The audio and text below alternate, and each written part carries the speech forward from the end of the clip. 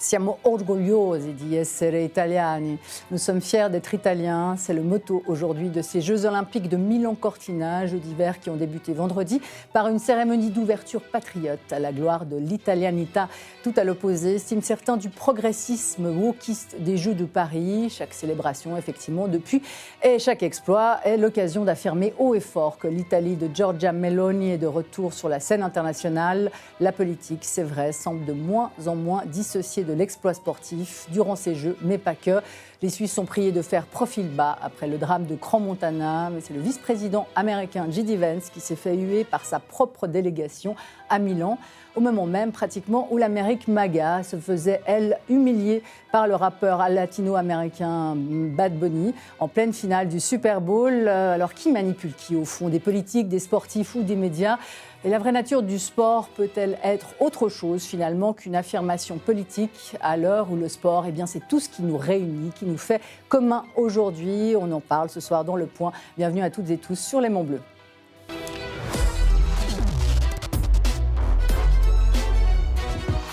Et bienvenue à un plateau de choix ce soir pour parler Jeux Olympiques, pour parler sport, pour parler Amérique aussi. Bienvenue à vous, Joël Robert. Vous êtes en direct de Cortina. Vous nous entendez ?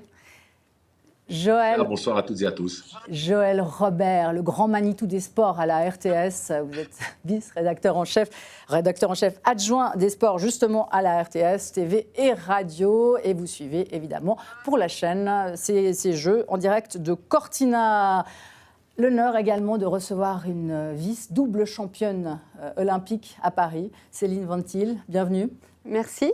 Alors, je vais donner tout votre justement pédigré. Donc, vous êtes double vice-championne paralympique en paracyclisme à Paris. Vous êtes également double championne du monde en titre justement de paracyclisme. Vous êtes évidemment très engagée pour le handisport qui a à Paris effectivement explosé. On a tous suivi ça, ces exploits du handisport comme jamais. On verra ce qu'il en est aujourd'hui pour Cortina et Milan pour ces Jeux Olympiques. Vous militez évidemment, vous avez fondé une association Tout est possible parce que tout est possible et vous en êtes la preuve. Vous êtes également vice-présidente de l'association Handicap International Suisse. Et vous trouvez encore du temps pour faire de la politique. Vous êtes député PLR au Grand Conseil genevois. Un autre politique ce soir, mais pas du tout sous cette casquette-là. Alexandre Chevalier, bienvenue. Bonsoir, merci. Vous êtes, évidemment, vice-président de l'UDC. Vous êtes siégé en ville de Genève, qui détient tous les budgets du sport dans la commission du sport et de la culture aussi. Et vous avez beaucoup de choses à dire sur le sujet. C'est pour ça que vous êtes là. Bienvenue aussi à Philippe Val, notre éditorialiste en chef. Philippe Val, grand amateur de sport, évidemment, devant l'éternel. Philippe Val, ancien directeur de France Inter et de Charlie Hebdo. Alors, la dernière chose qui nous a frappé, c'est ce médaillé d'or en short track, justement, avec le relais mixte. On verra exactement ce que c'est. C'est un patineur italien, Pietro Sigel, qui a choqué tout le monde parce qu'il a fait une célébration jugée insultante. Le team Italie était champion médaille d'or. Et il a effectivement fait une célébration à l'issue de cette course qu'on a trouvée très insultante. Et donc, on voit la photo, je pense, on voit l'image, parce qu'on n'a pas les droits. Les Monts Bleus, on n'a pas encore assez de moyens pour avoir les droits. C'est la RTS qui les a, donc on demande pardon par avance, parce qu'on ne va pas pouvoir diffuser autre chose que des photos de ces Jeux Olympiques. Et pourtant, il y aurait à montrer. Joël Robert, est-ce que cette célébration, justement, ça veut dire quoi, selon vous, cette célébration de ce patineur italien, Pietro Sigel? Est-ce que cette revendication, ce risorgimento politique italien aujourd'hui, c'est ce qui domine les Jeux de votre point de vue? Pas du tout. Je n'ai pas l'impression que c'est ce qui domine. C'est une célébration unique, personnelle. Ce n'est pas du tout la généralité ici de la part des sportives et des sportifs italiens qui gagnent des médailles dans beaucoup de compétitions. À Cortina, je suis le ski. J'ai aussi un ski qui se passe à Bormio, Et les sportifs italiens sont très respectueux. Ils sont là pour gagner des titres olympiques. Et à part l'image que vous avez montrée, je n'ai pas ressenti ici, en tout cas, du niveau des sportifs. Bien sûr, il y a la fierté de courir pour l'Italie, mais ça, c'est normal. Von Allmen est fier de courir pour les Suisses quand ils gagnent des médailles d'or. Les Américains sont fiers d'être Américains. Il y a peut-être plus de relents américains que dans d'autres pays. Mais par rapport à l'Italien et par rapport au thème que vous exposez en Italie, je ne le ressens pas du tout, franchement. Les sportifs italiens sont très courtois, très corrects dans leur célébration et dans la façon dont ils abordent les Jeux. Céline Vanthill, vous avez couru, donc, été championne, célébrée comme championne sous le drapeau suisse. Est-ce que ce patriotisme, aujourd'hui, vous avez l'impression, contrairement à ce que dit Joël Robert, qui flambe, ou bien c'est quelque chose, finalement, qui est inhérent aux Jeux Olympiques, notamment, et compétitions, d'être fier de son drapeau, fier de son pays, et de défendre les couleurs, justement, dans ces manifestations? Alors, c'est sûr qu'on est très, très fiers de son pays. Moi aussi, je suis fière de porter le drapeau suisse, le maillot suisse, et je suis fière de défendre les couleurs de la Suisse. Après, en tant qu'athlète, il faut quand même être conscient qu'on ait des exemples pour beaucoup de différentes personnes, pour toute la population. Et si on fait quelque chose, ça a un rayonnement énorme et souvent bien au-delà des frontières que l'on pourrait estimer en avance. Donc c'est vrai que ça peut générer d'autres choses après, mais c'est avant tout une grande fierté de représenter et de défendre son pays. Oui, alors politique de manière générale, le sport l'est. Où est-ce qu'on place le curseur? Alexandre Chevalier, votre vision, puis vous qui connaissez très bien l'Italie aussi, est-ce que vous avez l'impression que ces Jeux Olympiques sont un manifeste justement politique aujourd'hui? Pour les politiques, bien évidemment. C'est-à-dire que vous avez un gouvernement de Giorgia Meloni avec des ministres qui sont extrêmement présents. Je pense à Matteo Salvini, qui est vice-premier ministre et qui est ministre des Transports, mais qui se mêle de tout, au-delà de son ministère. Et on voit bien que l'idée, c'est de montrer la fierté, le patriotisme, l'anti-wokisme. Et ça, c'est les politiques qui le portent, pas forcément les sportifs. Les sportifs sont-ils utilisés? Acceptent-ils d'être utilisés? Ça, c'est une question. Par contre, ce qui est certain, c'est que les politiques, et partout dans le monde, quelle que soit la majorité, la gouvernance, le régime, utilisent les sportifs. Vous voyez bien que même dans des sports individuels, lorsque des champions de pays gagnent pour eux, et notamment c'est le cas du tennis, que je connais très bien. Typiquement au tennis, vous ne jouez pas forcément pour un pays, à part pour les Jeux Olympiques. Lorsque vous faites le tournoi du Grand Chelem, eh bien tous les politiques, lorsqu'il y a un gagnant type Sinner gagne un Grand Chelem, vous avez tous les politiques italiens de gauche, de droite, du centre qui s'accaparent le titre de Sinner pour dire que c'est l'Italie et l'Italianita qui a gagné. Et vous avez la même chose en Espagne, lorsque c'est Alcaraz qui gagne un titre du Grand Chelem, où vous avez de l'opposition de droite en passant par Vox et évidemment le gouvernement socialiste de Sanchez qui fait la même chose et qui s'attribue cette victoire. Donc les politiques ont décidé depuis très longtemps de s'attribuer le sport comme un fait d'armes, comme un fait de guerre, puisque aujourd'hui c'est une manière aujourd'hui de montrer sa puissance, non pas à travers les armes, mais à travers le sport. Est-ce que justement le patriotisme italien vous a frappé pendant cette cérémonie d'ouverture? On ne peut pas voir les images, mais on voit quand même une photo, notamment de ce drapeau italien qui était représenté par des mannequins habillés par Giorgio Armani, le grand couturier qui est mort cette année. Elles étaient habillées, elles reformaient le drapeau italien. Il y avait Laura Pausini qui a chanté justement Fratelli d'Italia, l'hymne italien. Il y avait des carabinières et partout. Enfin, il y avait quelque chose effectivement qu'on n'a pas forcément vu à Paris. Encore que, qu'est-ce que vous en pensez justement, Philibal? Est-ce que les Jeux de Paris, c'était les Jeux Wokis, les Jeux de Milan-Cortina, ce sont les Jeux justement du risorgimento d'une certaine droite patriote? Si les pays sont prêts à mettre et à s'endetter et à mettre autant d'argent dans l'organisation des Jeux, c'est qu'ils en tirent un bénéfice. Alors on peut se demander quel bénéfice. En général, ce n'est pas un bénéfice tellement financier parce que c'est très dur de rentabiliser après les équipements. C'est en pratique mission impossible. Donc c'est un bénéfice symbolique. C'est précisément que ça se passe en France ou que ça se passe en Italie, c'est pour exalter quelque chose, un roman commun, une histoire commune. En l'occurrence, c'est un patriotisme. Le problème, peut-être, c'est qu'on n'est plus que ça comme roman commun, comme histoire commune. Le sport olympique, c'est un peu à part, parce que c'est pas un sport comme le football. C'est des gens qui sont plus investis pour des raisons plus sportives et morales que financières. Mais là, pour l'Italie, c'est un moment particulier, parce que Meloni opère une révolution à bas bruit dans son pays, réveille un patriotisme, en tous les cas, qui se solde. Elle veut montrer que ça se solde aussi par une réussite économique, etc. Donc elle a besoin de montrer ça. Pour elle, c'est décisif. Et c'est pas du tout pour montrer des trucs woke, au contraire, c'est pour montrer des choses un peu viriles, montrer l'Italie forte. Nous, à Paris, moi, j'ai pas été très choqué par les... j'ai trouvé ça assez réussi, avec 2-3 choses désagréables. Bon, personnellement, j'ai trouvé magnifique. Voilà, c'est ça. Pour moi, la grande réussite des Jeux Olympiques à Paris, c'est handisport. C'est vraiment le paralympique. Ça a été absolument magnifique. Ça a été pour moi un émerveillement, comme je pense pour le grand public. Et c'est pour ça que c'était une réussite. Oui. Là, le roman est intéressant. C'est un chapitre du roman qui est vachement intéressant. Ouais. Parce que c'est une partie de la population qui, tout d'un coup, qui est importante, et qui, tout d'un coup, est inclus dans le grand ensemble, avec admiration, avec fraternité. Et ça, j'ai trouvé ça bouleversant. Mais la rivalité entre les États, Joël Robert, on le sent d'ailleurs avec la rivalité ou le contentieux qui existe aujourd'hui entre la Suisse et l'Italie, notamment à travers le drame de Crans-Montana. Quand on voit l'image, la délégation suisse quand elle est rentrée, honnêtement, moi je me suis demandé si elle allait se faire siffler. J'avais très peur qu'elle se fasse siffler. Est-ce que c'est quelque chose qu'on ressent quand même sur les sites? Est-ce qu'on ressent, est-ce qu'en tant que Suisse, vous vous faites alpaguer? Est-ce que vous avez des colibets? Comment est-ce que les Suisses vivent ça en Italie aujourd'hui? Ah non, mais pas du tout. On est très loin de cela quand on suit les Jeux. Moi, j'avais aucun doute sur le fait que la délégation suisse n'allait pas être sifflée. Ce drame de Montana, évidemment, est terrible. Il implique politiquement la Suisse, l'Italie. Ce n'est de loin pas terminé. Mais les sportifs, les suiveurs, les supporters qui sont là et sur les sites, et je vais tous les jours sur les sites, jamais on me dit « Ah voilà, tu es suisse, tu viens de Montana ». Par contre, la maison suisse, elle, qui est à Milan, reçoit, et je le sais, plusieurs visites de personnes qui veulent peut-être des informations, qu'est-ce qui se passe avec Montana. Là, il y a peut-être, quand on sort des sites, un relan Suisse-Montana, mais quand on suit les compétitions, quand on est vraiment dans le vif du sujet, quand on est à Bormio, à Cortina, vous savez, ce sont des petites stations, quand vous allez à Livigno, des petites stations de montagne où les infrastructures existaient déjà. Donc, c'est là que se passent les Jeux.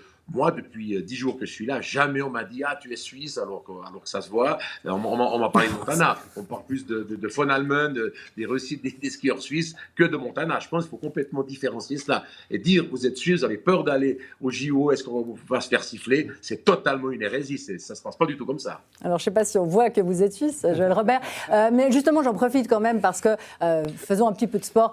Comment c'est justement l'ambiance sur place? Parce que c'est un des premiers Jeux Olympiques qui, justement, où les sites sont éclatés, où finalement les gens se voient assez peu entre disciplines. Ça se passe comment? Qu'est-ce que vous pouvez nous dire, justement, commenter l'ambiance là-bas? Alors, c'est vrai que l'ambiance, contrairement à d'autres jeux, est assez spéciale parce qu'elle se situe, comme vous le dites, dans des endroits bien précis. C'était le vœu du comité olympique que les Jeux se construisent dans des endroits qui existent déjà. Quand vous allez à Livigno, les installations existaient déjà. À Bormio, la piste d'Astelvio existe. À Cortina, les Tofane, ça existe. Vous allez au ski de fond, ça existe déjà. À Milan, ils ont construit une patinoire, mais les sites existaient déjà. Donc, il y a moins d'investissement.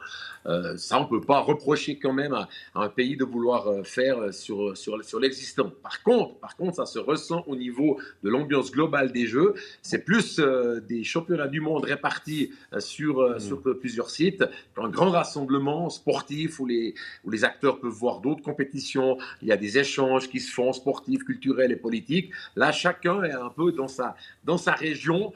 C'est extrêmement espacé, c'est sur 20 000 km². La Suisse, c'est 40 000 km². Donc, c'est comme si les Jeux se déroulent sur la moitié de la Suisse. Donc, c'est extrêmement vaste et ça complique un petit peu l'ambiance olympique, comme l'aimerait potentiellement le CIO. Et de ce côté-là, il faut être honnête, c'est un peu tristounet quand même, l'ambiance qu'il y a dans ces stations. Donc c'est mieux à la télévision en fait. Le spectacle, la télévision est bien et la réalité c'est un peu moins mais pour suivre des Jeux Olympiques avec autant d'épreuves par jour, il n'y a rien de tel que la télévision parce que vous zappez d'une épreuve à l'autre. Quand vous allez par exemple aujourd'hui à Bormio voir von Allmen gagner le Super G, vous ne pouvez voir que le Super G à Bormio. Ce qui se passe en biathlon, en luge, le hockey sur glace à Milan, vous oubliez, c'est pas possible de voir cela. Donc le meilleur moyen de suivre les Jeux, évidemment, c'est de regarder la télévision. À Paris, il y avait une ambiance différente justement entre sportifs, c'était un autre état d'esprit. C'est vrai que le village olympique, paralympique était au centre. Et puis les divers sites de compétition, ils sont un petit peu espacés, mais ils sont quand même tous très proches ou peu éloignés. Donc ça la reste très accessible. Et même moi, en tant qu'athlète, j'ai pu aller voir des épreuves d'athlétisme au début quand j'étais arrivée. Comme le fait d'avoir pu facilement aller 2 fois même à la Maison Suisse ou encore rencontrer des personnes de Suisse près du basketball à Paris. Ouais, donc une autre ambiance, deux salles, deux ambiances. Alexandre Chevalier, néanmoins, effectivement, la politique était quand même présente, je l'ai dit. J.D. Vance qui se fait siffler par sa propre délégation. On va voir maintenant la séquence qui a marqué la semaine aussi, hein, c'est le Super Bowl. Le Super Bowl, donc, c'est comme le 4 juillet, c'est la plus grande messe télévision américaine. C'est évidemment l'American Magaz qui s'exprime.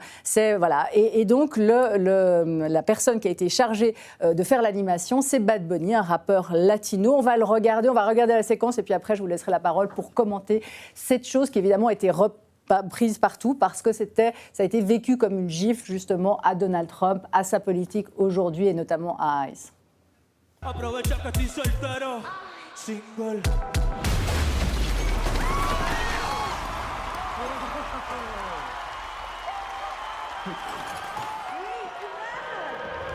Para ustedes, para que se lo gocen.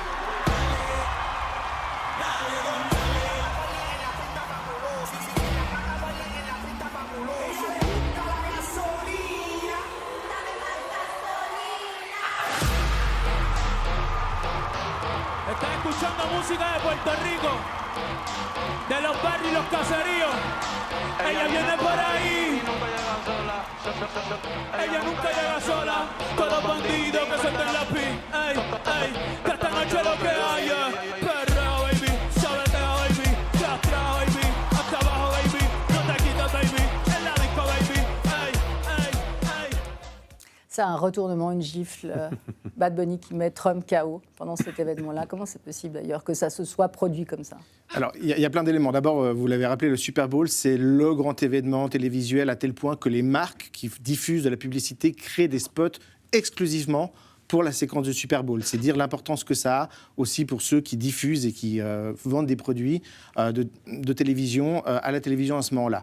Normalement, le chanteur, il vient à la mi-temps, il anime un peu, mais il y a quand même un événement sportif qui est important de savoir qui va gagner cette finale de football américain. Aujourd'hui, cette année, quasiment personne s'intéresse de savoir que ce sont les Seahawks de Seattle qui ont gagné finalement le Super Bowl parce qu'on ne parle que du show donc de la mi-temps fait par Bad Bunny. Bad Bunny, c'est quelqu'un qui déjà, il y a quelques jours, avait gagné un Grammy Award et était le premier à gagner un Grammy en chantant un album en espagnol.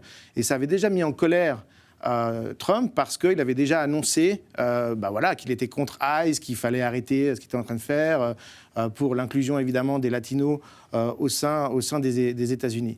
Ça s'est fait parce que les organisateurs ont maintenu Bad Bunny, et il a fait ça de manière extrêmement intelligente. D'abord, il a fait chanter Ricky Martin, une chanson extrêmement forte sur le pouvoir de la terre, du drapeau latino, qui fait référence à l'histoire d'Haïti.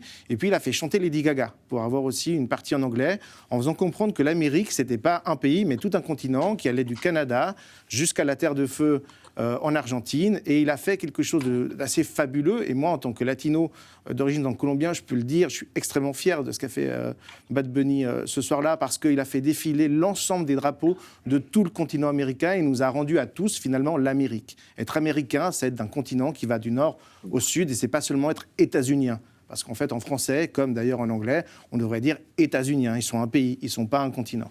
Et donc ça, c'est quelque chose d'extrêmement important. Après, vis-à-vis du sport et du débat, ce qui est intéressant, c'est que d'habitude, vous avez une relation saine ou malsaine entre le politique et le sportif. Qui manipule qui ? C'est la question que vous aviez tout à l'heure.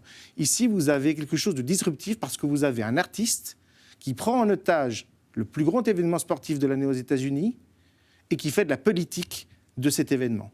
D'habitude, les artistes, si vous voulez, eux parlent dans l'entre-soi, aux Oscars. Est-ce que c'est disruptif parce qu'on a l'habitude des grandes déclarations aux Oscars, aux Emmy Awards, etc. Oui, bien sûr. D'artistes qui s'impliquent, Beyoncé, et qui font justement, qui prennent position. Mais vous avez ça au César aussi, évidemment, en France. Vous avez ça, en fait, dans les prix, dans les autres pays aussi, en Italie d'ailleurs, où c'est toute une caste, à Cannes, mais c'est toute une caste d'entre-soi, d'artistes un peu bobos. C'est même pas du wokisme. Là, c'est l'ancien boboïsme qui était là avant le wokisme, dans laquelle, en fait, des milliardaires viennent vous faire la morale de comment on doit se comporter. Et ça, c'est quelque chose qui a toujours existé dans le système hollywoodien.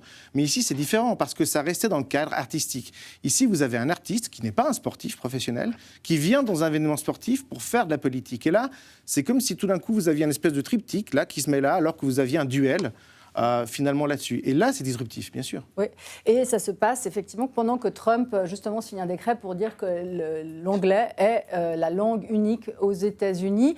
Mais est-ce que c'est finalement ça aussi le mérite du sport? C'est-à-dire que le mérite du sport, c'est d'être une soupape. En fait, finalement, Trump, peut-être que ça le sert que Bad Bunny fasse ça, parce que ça rassure les latinos aux États-Unis, et en même temps, ça fait baisser la pression, et en même temps, voilà, il peut dire qu'il n'est pas content, mais en même temps, ça fait un peu baisser la pression pour une grande communauté qui est effectivement extrêmement importante aux États-Unis. Vous avez raison, mais en l'occurrence, là, c'est pas le sport qui agit, c'est quelqu'un qui trouve opportun, parce qu'il y a une opportunité avec le Super Bowl, qui est le principal événement sportif des États-Unis, l'événement de l'année, et il se sert de ça. Non, ce qui est intéressant, c'est qu'on se rend compte que dans nos civilisations, dans nos pays, même si modernes soient-ils, c'est une personne de chair et de sang, un artiste ou un journaliste, et c'est comme ça dans toute notre histoire, déjà avec la liberté d'expression, Baudelaire et Flaubert, les procès pour Madame Bovary et les fleurs du mal, l'affaire Dreyfus, ou le bagne avec Albert Londres, ou enfin des tas d'histoires comme ça font qu'à un moment le curseur de l'autorité de l'État, quand il est abusif, va être obligé de bouger. C'est un intellectuel, un chanteur, un journaliste, pour le meilleur et pour le pire. Quand c'est pour le pire, c'est ce que dit Alexandre, c'est quand c'est des milliardaires ou des bobos enfants gâtés de la société qui nous font la morale. Là, c'est insupportable, mais ce n'est pas toujours le cas. Là, on voit en l'occurrence que c'est très important, cette parole d'artiste qui ne concerne pas tant le sport que la société. Il s'est servi d'une manifestation sportive pour faire bouger quelque chose dans la société et pour faire réfléchir quelqu'un qui ne réfléchit pas. Trump, qui n'aime pas réfléchir, il n'aime pas réfléchir du tout, ça lui fait mal à la tête quand il réfléchit, donc là il est bien obligé de penser quelque chose. D'ailleurs il a réagi, enfin il n'est pas content, et c'est bon signe, ça veut dire qu'il y a une efficacité de ça. L'artiste, c'est quand même quelque chose de décisif dans une société. Joël Robert, est-ce qu'on refait on réinvente la roue là, parce que finalement les Jeux Olympiques, les Coupes du Monde, toutes ces manifestations sportives qui ont une audience immense, en fait, ont toujours été des tribunes politiques. On se souvient évidemment des Jeux Olympiques de Berlin, des Jeux Olympiques de Munich, avec des attentats, etc. Aujourd'hui, il y a toutes ces polémiques par rapport à la nouvelle Coupe du Monde qui va avoir lieu aux États-Unis, à la participation de la Russie, d'Israël, etc. Est-ce que finalement, c'est pas vieux comme le monde, enfin vieux comme le monde sportif, en tout cas, que l'imbrication entre politique et sport soit absolument essentielle? Je ne vais pas dire que c'est vieux comme le monde, Laetitia, mais c'est vrai que longtemps, les sportifs ont dit, on différencie le sport et la politique, mais ce n'est pas possible. Le sport de haut niveau est politique. Et vous avez cité les exemples, évidemment, passés. Moi, j'ai envie de parler de ce qui va se passer dans quelques mois aux États-Unis avec la Coupe du Monde de Donald Trump, qui va avoir des répercussions politiques énormes. Il y a certes 104 matchs de foot, c'est la première fois qu'il y aura autant de matchs de foot que cela, mais j'ai l'impression qu'on va plus parler politique que football. Ça va être des tribunes, et pas seulement une tribune. Tout à l'heure, on parlait de Bad Bunny au Super Bowl, mais avec l'ensemble des matchs, avec l'ensemble du pays américain, avec le Canada, avec le Mexique qui est impliqué, avec la politique qu'il y a entre ces trois pays, ça va être des caisses de résonance pour des déclarations politiques, pour des prises de parole politiques. On va voir, j'ai envie de vous dire, potentiellement un Super Bowl tous les jours avec cette Coupe du Monde. Est-ce que l'administration Trump va laisser entrer toutes les équipes? Est-ce que les supporters vont pouvoir aller comme ils veulent à la Coupe du Monde? Pour moi, c'est ça la vraie imbrication politique de 2026. Alors certes, il y a les Jeux actuellement à Milan-Cortina. Bien évidemment, quand on fait une cérémonie d'ouverture, un pays donne le là et fait passer un message. Je suis parfaitement d'accord, mais ça n'a quand même pas la même caisse de résonance qu'une Coupe du Monde. En juin et juillet prochain, c'est là qu'on verra jusqu'où le sport est une vraie caisse de résonance pour le monde politique. Est-ce que le monde politique prend vraiment en otage le sport, ou est-ce que le sport, le plus grand événement du monde, la Coupe du Monde, va réussir à s'échapper, si j'ose dire, de cette emprise politique? Juste pour aller aux États-Unis déjà, suivre la Coupe du Monde, regarder la Coupe du Monde, c'est pratiquement le parcours du combattant. Donc ce sera extrêmement intéressant de voir qu'est-ce qui va se passer dans les semaines à venir avant la Coupe du Monde et puis en juin et en juillet prochain sur le territoire américain, mexicain et canadien. Vous nous faites un super teasing, mais en même temps, tout ça est contrôlé quand même par la FIFA. Donc les tribunes, même peut-être le Super Bowl, c'est contrôlé. En réalité, c'est un spectacle qui est même organisé par les organisateurs. Mais ce qui se passe à côté des tribunes, évidemment que les tribunes sont certainement contrôlées, mais il y a tout ce qui se passe à côté, dans la rue. Il y aura un nombre de journalistes, un nombre de médias absolument incroyable qui ne vont pas uniquement aller voir les matchs de foot et voir si le Qatar va à l'Arabie Saoudite. Quelque part, ça reste secondaire. Qu'est-ce qui se passe dans les rues? Est-ce que les latinos vont défiler, vont manifester? Est-ce qu'il y aura des répressions militaires ou de Donald Trump si les manifestations vont trop loin? Qu'est-ce qui va se passer? Imaginez que le Mexique, tout à coup, est très loin dans la compétition et doivent aller en demi-finale ou en finale aux États-Unis. Est-ce que 40, 50, 60 000 Mexicains vont avoir des visas? Enfin, il y a toutes ces questions-là, politiques, géopolitiques, qui se posent autour des matchs, même si évidemment c'est contrôlé par la FIFA. C'est tout ce qu'il y a autour de l'événement qui sera extrêmement intéressant. Et pour moi, c'est du jamais vu dans une Coupe du Monde. Ce qui va se passer autour des stades, ce qu'on attend comme revendication politique, comme imbrication sport et politique, cette Coupe du Monde de foot, c'est du jamais vu. Ça serait une première, j'en suis certain. Oui. Je vous fais réagir. Oui. D'abord, le Qatar, c'était très critiqué à l'époque parce qu'il y avait la question des droits humains, la question des droits LGBT et autres, et notamment ça a donné rien vis-à-vis du tout, Qatar, ça a donné rien du tout. Il y avait aussi eu la question en fait, de l'esclavagisme en fait, au moment de la construction des stades pour le Qatar. Ici, c'est différent parce que là, ça peut vraiment déraper. Ça peut déraper parce que tout d'un coup, l'administration Trump et Vance peuvent décider de mettre ICE dans les stades. Ou à la sortie des stades, plutôt ça dans les stades. Ça va être avec Infantino, ils vont pas... Le problème, c'est que ça risque d'être très compliqué. Mauvais pour l'image de marque, d'avoir quand même des militaires... des embouteillages à la douane. Il y a des embouteillages partout. Des militaires dans les stades, non? Oui, ICE, c'est pas exactement des militaires, c'est une milice. Je vous rappelle que ICE, d'ailleurs, en fait, ils sont payés au nombre de migrants renvoyés. Donc, évidemment, plus ils en font, mieux c'est.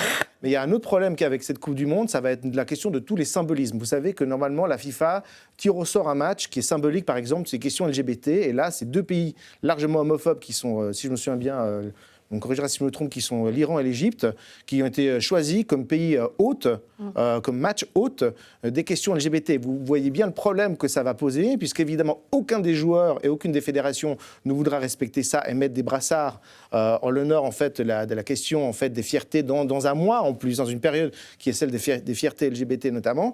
Et ça va être une grande dispute, non seulement parce qu'on connaît déjà ça de manière individuelle dans les joueurs de football selon leur culture, leurs origines et leurs racines, mais là, c'est carrément des fédérations qui vont s'opposer à une décision de la FIFA sur ce symbolisme-là. Et ça va poser d'autres problèmes, en plus des problèmes migratoires, en plus de ICE et en plus du problème des billets qui sont en train d'être rendus, parce qu'on en parle un petit peu. Il y a beaucoup de gens qui sont en train d'annoncer de vendre leurs billets, qui ne veulent plus aller aux États-Unis et qui sont en train de chercher à compenser pour aller au Mexique ou au Canada pour voir des matchs, mais pas sur le territoire américain.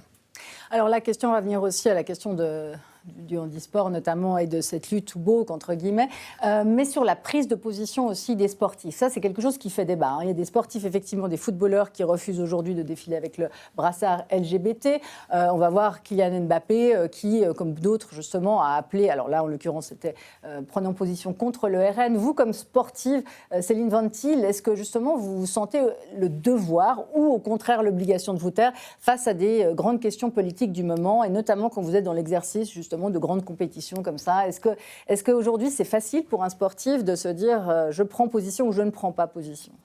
C'est sûr que dès qu'on prend position en tant qu'athlète, c'est largement médiatisé, mais... Pour moi, en tout cas, je regrette fortement la politisation du sport, de nos performances sportives qui peuvent souvent être reprises par les politiques. Et au-delà de ça, en tant que politicienne aussi... en même temps, vous, paradoxalement, vous êtes aussi politicienne. Mais il y a un champ politique très clair dans lequel vous exprimez, puis un champ sportif dans lequel vous exprimez. Mais en tant que politicienne, c'est clair que je ne peux pas sous-estimer... l'outil politique que devient le sport. Et je peux pas passer à côté. Et en tant qu'athlète non plus, je dois être très vigilante aussi à mes positions, à comment je m'exprime. On m'a toujours dit, si tu sors, tu dis quelque chose, dis-toi que tu dois être capable de l'afficher sur ton ventre et que tout le monde le voit. et que c'est public. À ce moment-là. Donc c'est vrai qu'on a beaucoup de responsabilités aussi en tant qu'athlète par rapport tout d'abord au sport, par rapport aux fédérations, aux différents comités, jusqu'à nos propres sponsors et partenaires. Donc on ne peut pas faire n'importe quoi et on peut avoir peur aussi de s'exprimer d'une certaine ça manière. les réclamait aussi. Hein. Je fais ce lien aussi avec le Marsupilami, avec Jamel Debbouze. C'est pas un sportif, mais c'est un acteur. Et là, il est boycotté. Il y a des appels au boycott du Marsupilami avec Jamel Debbouze parce qu'il n'a pas pris position pour la Palestine ou contre Israël de manière très claire. Et il y a cette injonction en fait du public, mais qui peut être aussi l'injonction du public de vos fans en fait, de vos fans comme sportifs, à dire maintenant, à un moment donné, on va vous boycotter si vous ne prenez pas position. C'est des grandes pressions qu'on peut vivre en tant qu'athlète et on doit surtout être capable de performer à la fin de la journée et se concentrer sur ce qu'on doit faire, sur notre métier et pas sur le reste. Mais finalement, Philippe Val, est-ce que ça a du bon aussi, le geste politique? On a évoqué le handisport. Et c'est vrai qu'à Paris, il y a eu une volonté. Il y a une volonté médiatique, politique, de mettre en valeur le handisport comme jamais. Moi, honnêtement, j'étais extrêmement fan. Hein. J'ai même trouvé que la RTS, qu'on catégorise toujours de chaîne woke, en avait fait très peu. Les émissions de télévision, ils ont mis le même dispositif pour justement le handisport et pour le sport normal. Et ça a drainé en fait toute la France. Les compétitions étaient pleines, les gens pleuraient, etc. Est-ce que justement, il doit à un moment donné y avoir aussi un geste politique qui précède en fait l'adhésion ou pas de la population? C'est pas toujours neutre. Au cas où les gens seraient fatigués de la politique et ne croiraient plus à la politique, ils devraient réfléchir à ça, parce que précisément ça a été une volonté politique qui a marché. La volonté politique, quand elle est vraiment une volonté politique, ça marche. Or, cette affaire de handisport qui a touché tout le monde, qui a ébloui tout le monde, qui a rallié tout le monde, qui a mis tout le monde ensemble, en quelque sorte, parce que c'est très fort de faire ça. C'est très important. La société tire un grand bénéfice de ça. Parce que si on mettait de côté les gens handicapés dans l'histoire, Mozart n'aurait jamais pu faire un pianiste. C'était tous, Beethoven était sourd. Voilà, ils avaient tous un problème. Beaucoup de génies avaient des problèmes. Heureusement que la société inclut les gens qui sont plus faibles d'un côté, plus forts de l'autre. Heureusement, parce que la société s'enrichit de génies avec ça, dont elle a besoin pour évoluer. Et c'était les grands oubliés de ces derniers temps modernes, les handicapés. Là, tout d'un coup, il y a une volonté politique, ça a marché, et en plus, ça dure. Ça dure parce qu'il y a une vraie considération, il y a une vraie prise en compte du handicap qui a suivi en France. Voilà, ne désespérons jamais du politique. Il faut tout en attendre. Et des médias. Je vous ai attaqué, Joël Robert, enfin je vous ai attaqué la RTS parce qu'effectivement, on est en plein débat évidemment sur la redevance. Et un des grands reproches qui est fait à la RTS, c'est d'être trop woke, d'être trop de gauche. Et moi, personnellement, j'ai trouvé que vous étiez trop justement à côté de la plaque par rapport à la couverture du handisport. Et je trouvais que vous n'en avez pas fait assez, notamment par rapport à France Télévisions. Donc je vous laisse répondre. Je vous trouve extrêmement sévère. D'abord, je ne vais pas m'exprimer sur la redevance, évidemment, ni sur le fait que vous estimez que la RTS est une chaîne. Je vous cite woke, je vous laisse. Non, j'ai dit qu'on le disait, pas. On a fait le débat d'ailleurs la semaine dernière, vous pouvez regarder le point. La semaine dernière, on a traité ça en long, en large et en travers. J'ai dit on dit. Évidemment que je vais pas entrer dans mon discussion, je suis assez con taquiner. Non, moi par contre, où je peux vous rendre une réponse claire et précise, c'est sur ce qui s'est passé avec les Jeux paralympiques. Et je vous trouve extrêmement sévère de dire que la RTS n'en a pas fait beaucoup. C'est la première fois dans toute l'histoire de la chaîne que l'on traite autant le sport paralympique sur les différents vecteurs, la radio, la TV, le multimédia. Il n'y a aucune chaîne publique dans le monde qui n'a fait autant que France Télévisions, mais France Télévisions, on a bien senti, c'est un mandat politique de montrer les Jeux paralympiques avec la même grandeur que les Jeux paralympiques, que les Jeux olympiques, pardon. Pour la RTS, franchement, il y a eu énormément d'émissions qui ont été faites, des reportages, des découvertes, les médailles suisses ont été mises en valeur. Ça n'a rien à voir avec l'envie de faire moins que les Jeux olympiques, mais évidemment, il faut s'y reconnaître en termes d'impact et d'audience. Pour l'instant, les Jeux paralympiques attirent moins le téléspectateur, même si, je vous le répète, la RTS en a fait s'inquiètent énormément pour ces Jeux paralympiques de Paris. Et c'est logique et c'est tout à fait normal. C'était une décision politique aussi de la part de la RTS, mais avec des moyens beaucoup moindres que ceux développés par France Télévisions. On va être taquin, Céline Montiel. Vous tranchez. Est-ce qu'on en a fait assez en Suisse par rapport à la France ? Alors c'est sûr qu'on aimerait bien, qu'on voudrait bien voir les Jeux paralympiques diffusés à la même hauteur que les Jeux olympiques. Mais moi qui étais aussi à Rio en 2016, je vois bien quand même la différence et l'évolution très favorable puisqu'à Rio, pratiquement, aucune course ou aucune épreuve était relayée sur la RTS. Tandis que pour Paris 2024, en tout cas, les courses, les épreuves dans lesquelles participaient des athlètes suisses étaient diffusées sur RTS2 ou sur SRF. Donc ça, c'était quand même vraiment très bien. Et même moi, sur place, j'ai vu la RTS 2 jusqu'à même 3 fois par jour. Et la télévision suisse alémanique, pareil. Donc je dois dire que ça a quand même été beaucoup mieux médiatisé depuis même avant les Jeux, pendant, voire après les Jeux, puisque j'ai rebondi encore sur les championnats du monde derrière, qui, eux, étaient malheureusement plus dans l'ombre. Alors, vous êtes très consensuel, vous êtes très suisse, vous défendez bien notre plateau. Il faut regarder la RTS, Patricia Guinaud, quand il y a les Jeux paralympiques. Il faut regarder la RTS et vous verrez qu'il y a beaucoup de sports qui sont montrés. On n'est pas du tout consensuel avec Céline, on reflète simplement la réalité. Et regardez les Paralympiques de Milan-Cortina, vous aurez des images aussi, et les athlètes suisses seront mis en valeur. Le storytelling, quand même, Joël Robert, le storytelling par rapport à ce qu'a fait la France avec Léa Salamé qui faisait ses émissions avec le même dispositif médiatique que pour les Jeux normaux et qui a fait vibrer, Honnêtement, moi j'étais devant, j'ai pleuré devant mon écran, ce qui m'arrive pas souvent en matière de sport, et j'ai trouvé formidable. Et les audiences étaient au rendez-vous. Et là, effectivement, les audiences ont suivi une volonté politique. Je suis d'accord avec vous. On n'a pas rivalisé en termes de volume et d'audience avec France Télévisions, comme malheureusement, j'ai envie de dire, on revient sur ces questions de moyens, on n'est pas non plus à la RTS les moyens de faire ce qu'a fait France Télévisions, qui, je le rappelle, je suis persuadé, avait une envie politique de mettre en valeur ces Paralympiques. Une fois, c'était très bien. Mais nous comparer la RTS à France Télévisions sur les Paralympiques, c'est impossible. Mais dire que la RTS n'en a pas fait beaucoup, je trouve que ce n'est pas très correct. Je comparais vos dispositifs. Mais finalement, effectivement... Céline Montiel, vous voulez rajouter quelque chose ? Je voulais juste rebondir là-dessus. Pourquoi cela a été plus diffusé pendant les Jeux à Paris chez nous ? C'est aussi parce qu'on a des très bons athlètes paralympiques en Suisse. Oui, mais finalement, est-ce que le sport, c'est pas ça ? D'abord, c'est un storytelling, en réalité.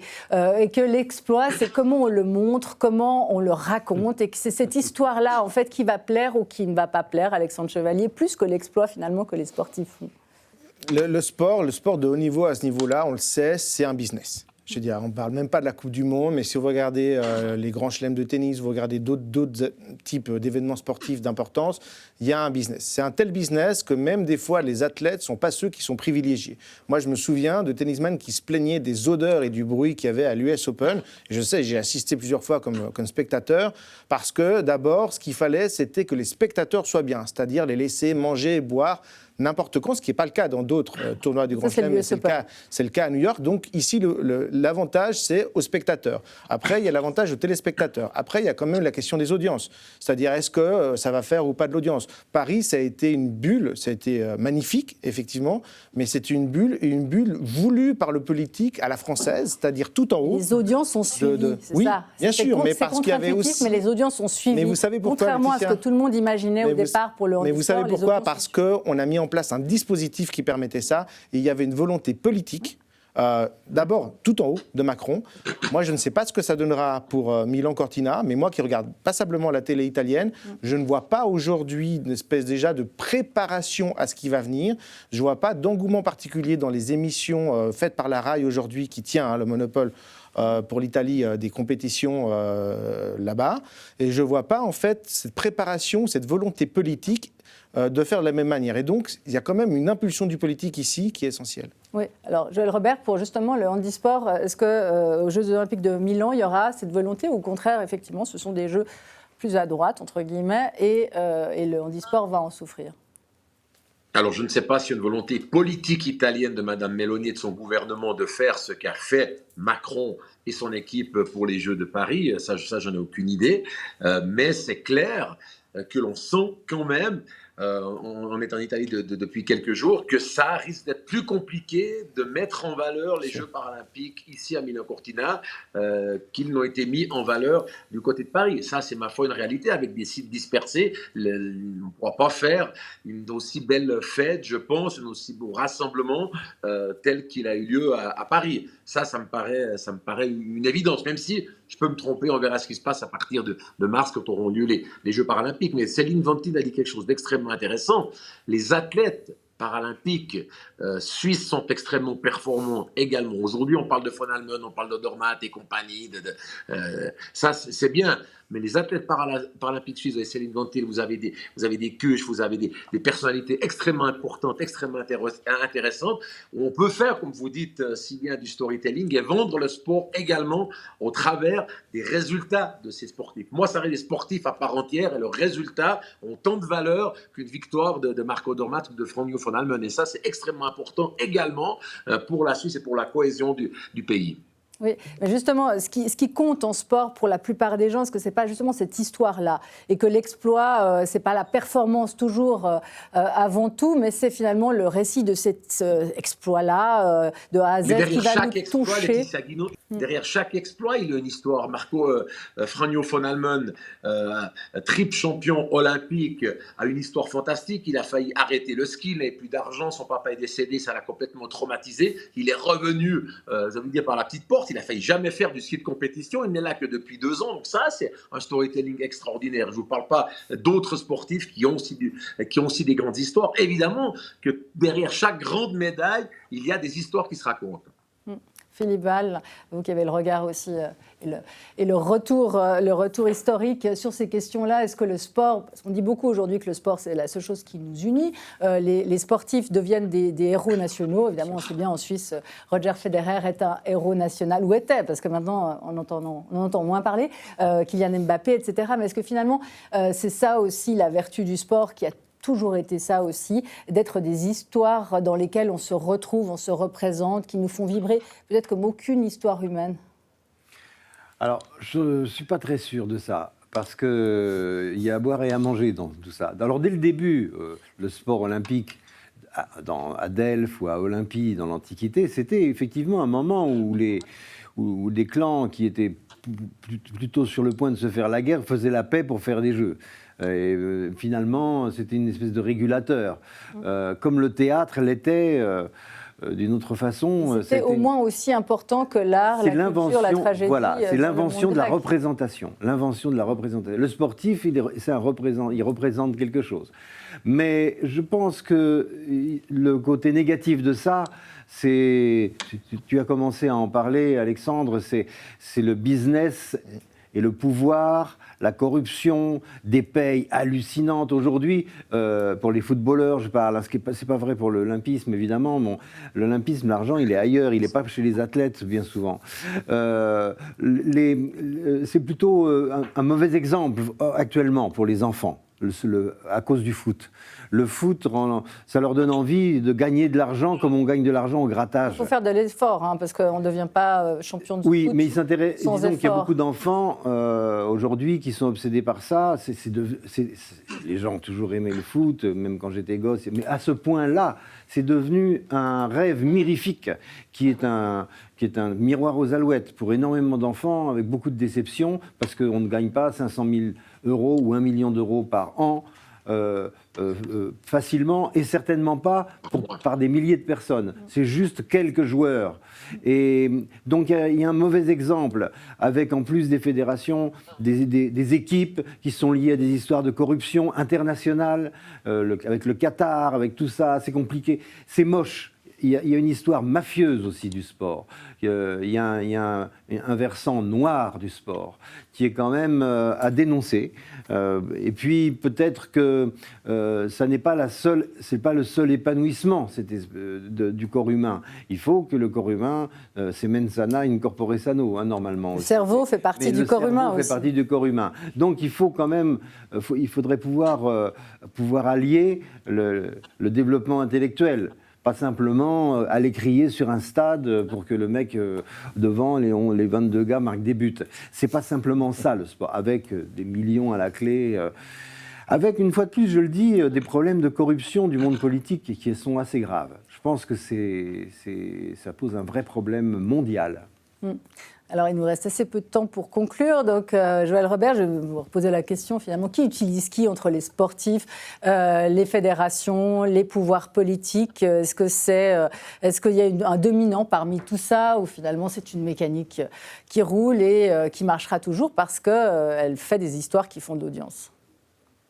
Je ne pense pas qu'il y ait de dominant. Je pense que toutes les parties que vous citez sont très étroitement imbriquées. Les uns ont besoin des autres. Tout à l'heure, on évoquait les sommes astronomiques qui sont dans le football, mais s'il y a des sommes astronomiques qui sont dans le football, c'est aussi parce que les politiques laissent faire. Les politiques laissent un pays diriger un club de foot. Le Qatar est patron du Paris Saint-Germain, par exemple. Donc c'est pour ça que c'est un exemple parmi tant d'autres que je pense que toutes les parties ont intérêt à s'entendre pour faire des affaires, pour faire du business et pour faire en sorte que tous trouvent leur compte. Et il y a une chose qui est sûre, c'est que le sport de haut niveau, mais là on parle du sport de très très haut niveau, pas ceux qui font du biathlon ou du ski de fond ou du saut en hauteur ou du saut en longueur qui eux, ça reste des sportifs purs et durs, mais le sport de haut niveau est un sport où il y a énormément d'argent. Et quand on met de l'argent, il y a tous les vices qui vont autour, qui étaient parfaitement résumés tout à l'heure. Donc j'ai l'impression que toutes les parties ont intérêt à s'entendre. Il n'y a pas de domino, ils sont tous au même niveau pour arriver à leur fin. Et puis on voit, effectivement, l'image avait frappé Gianni Infantino qui a remis un Nobel d'honneur à Donald Trump. Mais on sait, vous et moi, Joël Robert, que Sepp Blatter, à l'époque, était reçu lui aussi dans le bureau ovale, alors que les chefs d'État suisses pouvaient rester en dehors. Enfin, ce pouvoir-là, finalement, notamment à la FIFA ou dans d'autres fédérations ou CIO, ce pouvoir-là, il a toujours été, enfin, disons encore une fois, de l'histoire de notre sport moderne, il a toujours été extrêmement important. Mais évidemment qu'il est extrêmement important parce que les politiques, s'ils veulent pouvoir avoir des compétitions majeures, ont intérêt à avoir des relations importantes et intéressantes avec ceux qui dirigent ces grandes fédérations. Parce qu'il ne faut pas oublier que pour les pays également qui organisent ces manifestations, il y a des retombées politiques, économique, en termes d'image. On a beaucoup évoqué Paris 2024, mais rappelez-vous dans quel état se trouvait la France quand les Jeux Olympiques sont arrivés. Il y avait une bouffée d'air absolument incroyable pour tout le pays dont a profité Macron. Donc c'est pour cela que les politiciens de haut niveau essaient toujours d'avoir des accointances et de se rapprocher de ceux qui leur donnent ces grosses manifestations. Céline Bantil, vous souhaitez des Jeux Olympiques, alors il y aura peut-être les Jeux d'hiver, vous pensez qu'ils iront en Suisse justement, et puis est-ce que vous souhaitez des Jeux Olympiques d'été, un jour en Suisse ? Alors, les Jeux Olympiques d'été, c'est difficile de me prononcer là-dessus, de ce qu'on pourrait faire aussi en termes d'infrastructure, etc. Il y a naturellement énormément d'enjeux. Quant aux Jeux d'hiver, je pense que ce serait une chose absolument magnifique qui pourrait aussi apporter beaucoup de choses à notre pays. Vous pensez qu'on aura les Jeux d'hiver ? J'espère, moi j'aimerais qu'on ait les Jeux d'hiver. En tout cas, je pense que le politique doit aller en fait dans ce sens-là. Il doit aller pour obtenir ces Jeux-là et faire ce qu'il faut auprès des fédérations aussi pour obtenir cette victoire-là. Maintenant, est-ce que ce sera possible parce que ce que les populations qui seront concernées le voudront, ça c'est une grande question qu'on peut se poser avec des référendums, etc., comme on a en Suisse. Ça, on peut encore avoir le doute que ça se passe malheureusement. Ouais, je vous redonne la parole une dernière fois, Joël Robert. Justement, est-ce que vous pensez qu'on aura des Jeux Olympiques d'hiver la prochaine fois la prochaine fois, ça sera la France, justement. Est-ce que vous pensez qu'on aura cette fois-ci les Jeux Olympiques d'hiver en Suisse, un jour ? Eh bien, toutes les clés sont dans les mains des politiciens et du peuple suisse, puisque le CIO nous discute uniquement avec la Suisse jusqu'à la fin 2027. Donc si, depuis aujourd'hui jusqu'en 2027, le monde politique, les populations sont d'accord, oui, la Suisse aura les Jeux Olympiques, mais je pense qu'il y aura des référendums et que la route est encore assez longue. Donc, évidemment, je l'espère parce que je pense qu'on a les moyens d'organiser les Jeux Olympiques. Mais notre beau pays étant fait de référendums, d'initiatives et la joie de la démocratie, il y a encore plusieurs étapes à passer pour que la Suisse ait les Jeux, je pense.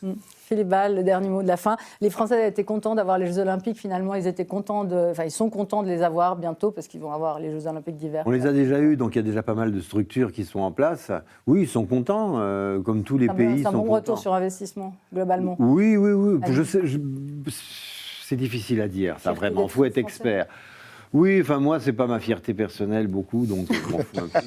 Voilà. On aura compris. Fierté, donc fierté contre fierté, ça sera peut-être le mot de la fin. Et fier de quoi d'ailleurs. En tout cas, on vous remercie infiniment. Vous faites de très très bons jeux, Joël Robert. Bonne fin de jeu, évidemment. Vous serez très suivi par tous les téléspectateurs qui suivent ces jeux sur la RTS. Merci beaucoup. Et bonne fin de villégiature à Cortina. Merci beaucoup, Céline Mantil, en préparation pour vos nouveaux exploits, vos prochains exploits. Merci beaucoup, Philippe Ball. Merci beaucoup, Alexandre Chevalier, devant votre poste, j'imagine, pour ces Jeux Olympiques. Toujours. Les autres manifestations. Et voilà, on vous remercie infiniment de votre confiance. Toutes les émissions Le Point sont à retrouver sur nos applis, sur le podcast, maintenant en podcast aussi, podcast audio et évidemment sur YouTube. On vous souhaite une excellente soirée et à la semaine prochaine.